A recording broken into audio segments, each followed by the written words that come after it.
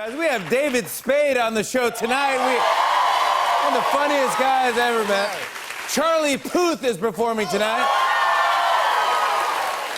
And Lily James is here as well. Lily James. Lily is the star of the new movie Mamma Mia, Here We Go Again. Yeah, of course, Mamma Mia, Here We Go Again is also President Trump's 2020 campaign slogan. So it's like, Mamma Mia. Actually, last night, Trump returned home from his trip to Finland. Yep, Trump walked into the White House and immediately texted Putin that he got home safe. Well, that was nice. But after Trump threw U.S. intelligence agencies under the bus in Finland, there were protesters outside the White House shouting, "Go back to Russia." But don't worry, the Secret Service was able to get Melania to quiet down. And they go, just please, he's got things to do. That's right, people are not happy with Trump for siding with Russia over his own intelligence agencies. So today he tried to do some damage control. But check out what happened while he was trying to tell reporters that he still respects the U.S. intelligence. And this really happened. Watch. Once again, the full faith and support for America's intelligence agencies. I have a full faith in our intelligence agencies. Oops, they just turned off the light. That must be the intelligence agencies. Dude, that's real. That's real. At this point, even electricity is distancing itself from Trump. That's where you know it's a... Oh my God, the lights went out. Yeah, Trump is really trying to backpedal. He said he wants to clarify his comments about Russian hacking, but I'm not so sure that he did that. Take a look at what he said. In a key sentence in my remarks, I said the word would instead of wouldn't. The sentence should have been, I don't see any reason why I wouldn't, or why it wouldn't be Russia.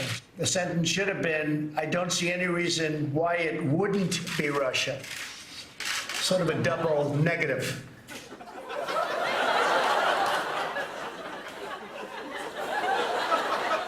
Well, that should clear things up. I understand. Would not, would. I wouldn't say it. It's a double negative. Wouldn't, would not. I would not say it. Last night, Putin did an interview with Chris Wallace from Fox News, and a lot of people noticed that Wallace really went after Putin, and it got pretty tense. Take a look. Is the GRU not part of the Russian state? Я сейчас вам отвечу. I'll get to it. Just have a little bit of patience and you'll get a full answer. I'm not This is asking whether utterly they ridiculous. influenced. I'm asking whether they tried. If you'll have some patience, you'll hear the entire response. Wow. Good for him. He wasn't afraid to stand up to Putin despite knowing his reputation. Anyways, let's check in on Chris Wallace's show today. Welcome back to a special report with Chris Wallace. Well, I'm sure he's fine. I'm sure he's fine. He's great. Get this, guys. A brewery in Finland actually created a special beer in honor of yesterday's Trump-Putin summit. When they heard that, some other beers wanted to commemorate the summit as well, so they released new slogans that were inspired by the meeting. Check these out. Guinness's new slogan is, "Things are looking dark. Your beer should too." There you go. Next up, Miller Lite's new slogan is, "Weaker than Trump's stance on Russia." Next, O'Doul's new slogan is, "This time with alcohol, because even we need a drink after yesterday." And finally, Samuel Adams' new slogan is, "Take it from a founding father, we're screwed, drink up." There you go. Interesting, I hear that in honor of World Emoji Day, Apple is actually releasing a bunch of new emojis like a peacock, a mango, and a cupcake. Well, here with his own ideas for new emojis is our World Emoji Day correspondent, Julio Torres. Everybody, Julio. Wow. That's Julio Torres is here. Welcome back. Hello. Welcome back, Julio. You have been here a few times with some great ideas, and I hear that now you have some suggestions for new emojis. Yes, I do. Okay, good. Well, we would love to hear them. Okay, well, you know how there's an emoji that's like a little face with its tongue sticking out? Uh-huh.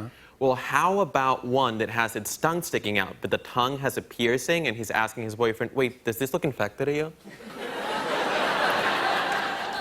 Interesting. Now, these are... There are other examples, right, of new emojis? Yes, of course. They get simpler. Okay, how about an emoji we can all use? Like, for example, a hobbit holding that ring from Lord of the Rings and being like, oh, I actually don't do gold, but thank you. Yeah, it's easy. Now, I'm shocked that that doesn't exist already. Yeah. Do you have any other, maybe simpler, more simpler emoji ideas? For Yes, I do. How about one of the planet Jupiter learning that scientists refer to it as a gassy giant and being like, wow, okay.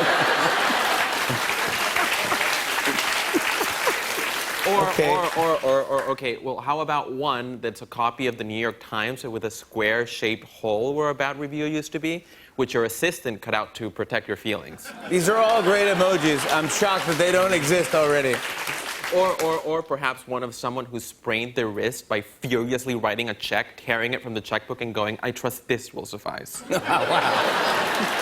I trust this will suffice, yeah.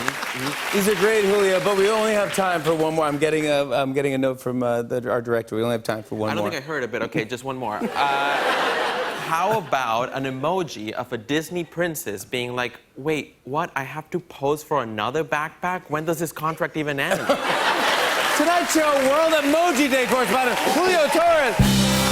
My hand good, everything's great. Julio Torres are right there. And finally, everybody, I read about a couple in Florida that's getting married, and instead of wedding presents, they've asked for money to buy goats. Even crazier, one couple they invited was like, finally, a chance to re-gift this goat. Oh, we have a great show tonight. Give it up for the Roots, everybody. On and on and on. I said, and it's on and on and on.